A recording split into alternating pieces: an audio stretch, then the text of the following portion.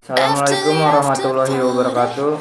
Nami abdi Muhammad Fatan Effandi ti kelas 10 MIPA 2 SMA Negeri 1 Jonggol. Abdi di dieu erek ngajelaskeun virus anu beredar belakangan ieu di kalangan masyarakat nyaeta COVID-19. COVID-19 nyaeta penyakit anu disebabkeun oleh infeksi virus SARS-CoV-2 pertama kali diidentifikasi di kota Wuhan di Provinsi Hubei, Cina pada Desember 2019. Gejala COVID-19 yang paling umum adalah batuk kering, demam, dan sesak napas. Diperkirakan bahwa gejala dapat muncul antara 2-14 hari setelah paparan, walaupun ada kasus terisolasi yang menunjukkan ini mungkin lebih lama. Jika mengalami gejala, kita harus tinggal di rumah untuk mencegah penyebaran penyakit ke masyarakat. Mengenakan masker akan membantu mencegah penyebaran penyakit ke orang lain.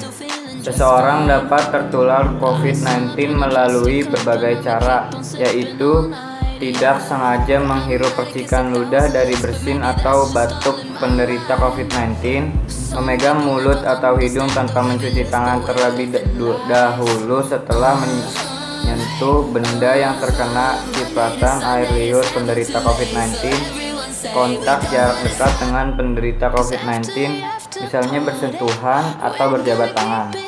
Virus corona dapat menginfeksi siapa saja, tetapi efeknya akan lebih berbahaya atau bahkan fatal bila terjadi pada orang lanjut usia, ibu hamil, orang yang sedang sakit, atau orang yang daya tahan tubuhnya lemah.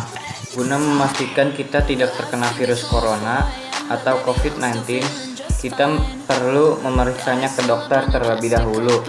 Dokter akan melakukan pemeriksaan lanjutan seperti berikut: uji sampel darah, tes usap tenggorokan untuk meneliti sampel dahak atau tes PCR, rongsen dada untuk mendeteksi infiltrat atau cairan di paru-paru.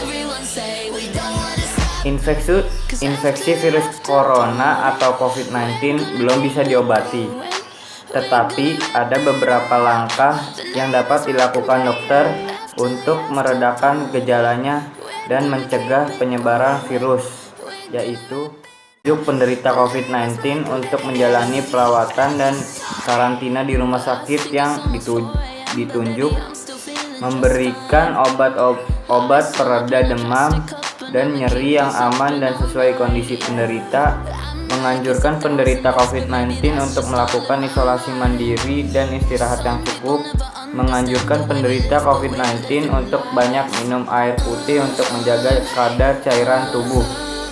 Oke, semuanya sekian dari saya. Wassalamualaikum warahmatullahi wabarakatuh.